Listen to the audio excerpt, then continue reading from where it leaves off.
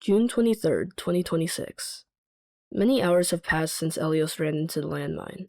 He spent the evening and night resting in the infirmary. Seoiseon had entered the building sometime around 12 a.m., knowing there wasn't anyone around that he would need to interact with. He needed to check up on his friend. It sat quietly on the floor beside Elios's bed. This has been the most awake they've been in a very long time. After hearing the rustling of someone entering the front, it turned toward the door of the room expectantly.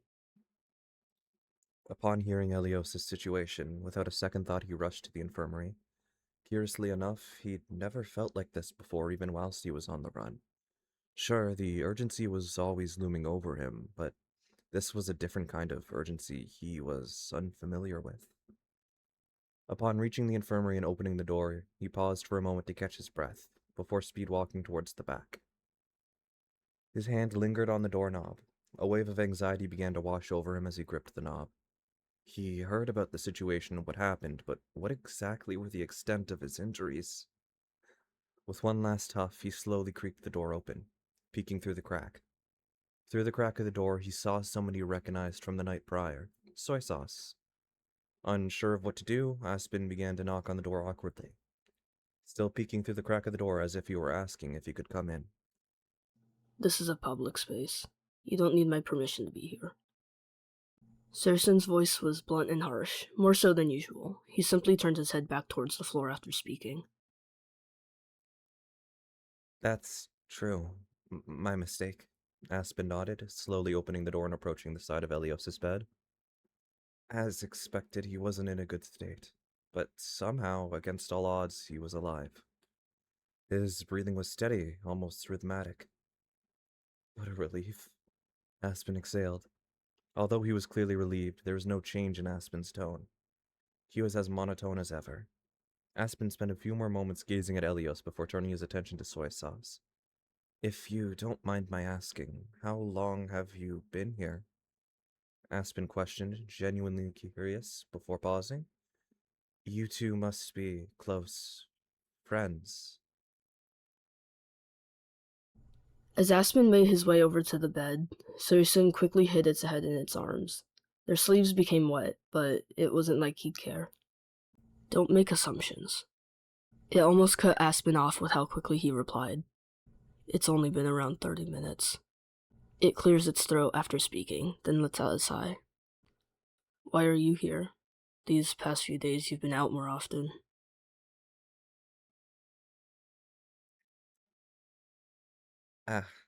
Sorry, Aspen replied, making a mental note that he should approach the rest of this conversation at a much slower pace. Aspen froze, cutting himself off. Why has he been out more often? Soy Sauce was right. He'd usually just stay in his cabin every night, so only on occasion would he go for walks to birdwatch. Without thinking of his surroundings, he slowly pulled out his notebook and began writing, trying to deduce the cause of the recent increased frequency of his nightly walks. Perhaps it was the influx of the new campers, or maybe he subconsciously began to follow Elios' suggestions of getting out more. Or the people causing trouble in camp? Aspen muttered without realizing, thinking back on the lightning strike incident with Neo. Fair. Seoiseon finally picks his head up to look at Aspen. Its eyes were red, and the fact that he was crying became much more apparent. Of course, in the dark of the night, it was hard to see clearly, but the moonlight shone slightly into the room. I liked it better when there was less people. He paused. Or at least a lighter atmosphere than it is now. Seoiseon commented. It's known Seoiseon spends most of its time in the Hypnos cabin, but when asleep, it's always keeping watch on the camp in some way. He's seen the new campers arriving. It's seen how they've gotten hurt.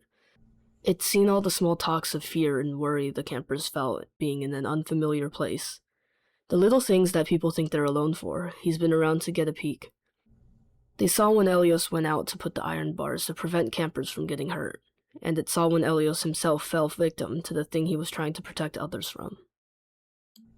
Thinking about it all just soured Seoiseon's mood even more. Was he even doing enough, or is this just an excuse for him to avoid his problems?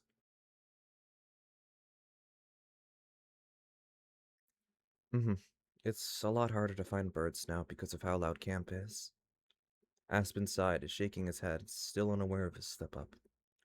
After a few moments of silence, Aspen turned to look at Soy. Hopefully things, well, Aspen stopped himself. Soy's eyes. Has he been crying? Uh, um, uh, are you okay? A slight glare appeared on his face before it turned away once more. Yeah, I'm fine. Another sigh leaves his mouth. Worry about Elios. I don't need it. My apologies. Without a clue on what he should do, Aspen gently leaned over and dropped a book onto Soy's lap. You should, read this. Aspen tilted his head cluelessly. It's a book about birds.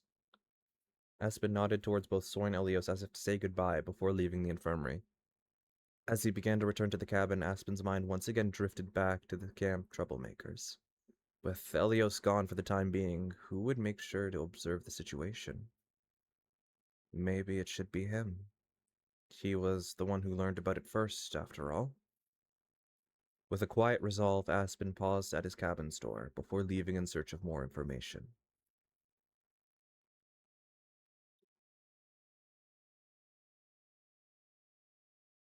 Seoiseon looks at the cover and accepts the book. It keeps its gaze away from Aspen as he responds. Thanks. He gave a nod to Aspen as he said goodbye, watching as he closed the door. He placed the book on the counter before standing. As it turns to look to Elios, another tear falls down his cheek. He reminisced on the times Elios watched out for it. It's taller than him now, but it felt like just yesterday when Elios was this intimidating, tall, friendly presence. It takes a seat at the end of the bed, sighing. I'm sorry I didn't do more. I should have done more. After that, it's silent, with only the sounds of the night outside left to accompany it. Few minutes after Aspen's departure, Elios begins to stir. Sound of rustling overtakes the quiet sounds of night. After a few more moments, Elios slowly opens his eyes. His gaze begins to drift around the room until it lands on Soy. Upon seeing this, Elios let out a weak smile. Hey, soy sauce, you doing alright? Elios croaked, his voice hoarse. He knew that anyone but him should be asking something like that right now, but he didn't care. The first thing about Soy that caught his attention was his red, tired eyes. They had been crying. First thing on his mind was to make sure Soy was doing alright. This all happened in the first place because of his stupid, reckless decision. So, he'd take responsibility for how his actions had affected others. He was already resting and taking care of himself, so there was no harm in extending that care to someone else who needed it as well. Seoiseon watched as Elios stirred, his stare softening as they met gazes. He's awake. Finally, he's awake. Its heart felt like it was being squeezed. Gods, don't start crying again. At Elios's question, its face quickly turned into a glare, and it turned away to wipe the new tears forming in his eyes. Oh, shut up and worry about yourself. For how much it's cried, their voice still sounded the same as always, but just slightly more tired, if that was even possible. I can't believe you. You almost died and you're asking me if I'm okay. He scoffed. Never mince your words, eh? Elias let out a quiet laugh. Worry about himself, huh? He was sure any normal person would take Soy's advice, but Elios Gordre doesn't exactly follow the conventions of a normal person. It's his specialty. Well, I mean, would you prefer if I asked myself if I was okay before I asked you? Elios smirked, motioning his hand as if it were a sock puppet. Are you okay, me? Elios too asked with a high-pitched voice, turning towards his hand with a grin. I'm alright, Elios replied, letting out a small satisfied sigh before resting his hand and turning back to Soy. There, all done. Now, are you okay? As Elios talked to himself, a look that can only be described as utter confusion mixed with disappointment made itself clear on Seoiseon's face. You never cease to lower my expectations. I get that a lot. Elios chuckled, covering his mouth with his hand. You could only hope that his antics managed to calm Soy down. After a few moments of silence, Elios spoke. I appreciate you coming to see me, Soy Sauce. It rolled its eyes, turning away from the idiot laying down. Seoiseon sat for a moment after Elios's words. I was just making sure you weren't dead. It paused, debating for a moment whether he should speak its mind. They turned towards Elios, the look in its eyes somewhat resembling the all-too-familiar sadness from just a few years earlier. I know we don't like talking about it, but I can't lose anyone else. I can't... Its voice quivered. I can't lose you too. It averted their gaze, and its demeanor shifted once more, almost back to its normal self. Especially not because your dumbass accidentally walked onto a landmine. Upon hearing Soy's words, Elios's entire demeanor softened. Ever since Wisp fell, Elios too had been afraid of losing anyone else. He understood how Soy was feeling. With one big huff, Elios shakily leaned himself upwards and just barely managed to reach the top of Soy's head with his arm, giving it a pat. Don't worry, I'm right here. My heart's still beating, Elios smiled gently. And I don't plan on going anywhere anytime soon. You'll be stuck with me for a while, whether you like it or not. Seoiseon sighed, and without a word he lowered Elios's arm and leaned down, hugging him. It wasn't much of a physical affection type of person, so this action would come as a surprise to most people. But Elios had seen Seoiseon at its worst, and even at their best. Seoiseon may never admit the fact to Elios, but it was clear that he was one of the people that it trusted and cared about most. You better. You fucking better. Don't worry, I think I'll stay away from landmines from now on, Elios joked, returning to Soy's embrace. It's a promise. Seoiseon hugged slightly tighter, with the hint of a smile pulling at its cheeks. Good. Or else I'm telling Lena. Hey. I'm not gonna let it happen, but that's still a terrifying thought. Elios jolted, sweat dripping at his brow. Guess I got more reasons to follow through with my word, huh? Yeah, you do. Seoiseon pulled back from the hug, then stood up from the bed. Anyways, that's enough sulking for one day. I'll check in on your dreams when you go back to bed, alright? Don't leave me hanging. It spoke back in their regular tired tone as they headed towards the cabinets. I'll go out and check up on everything around camp, so don't worry about a thing and rest. It grabbed a bottle of ambrosia, closed the cabinet, then leaned down to hand it to Elios. Sounds like a plan, Elios smirked. Now that you mention it, I am still kind of sleepy. He yawned, gently grabbing the ambrosia from Soy. He began to lift the bottle up to his lips before pausing. I appreciate it. Just don't overwork yourself, okay? Seoiseon began to walk off.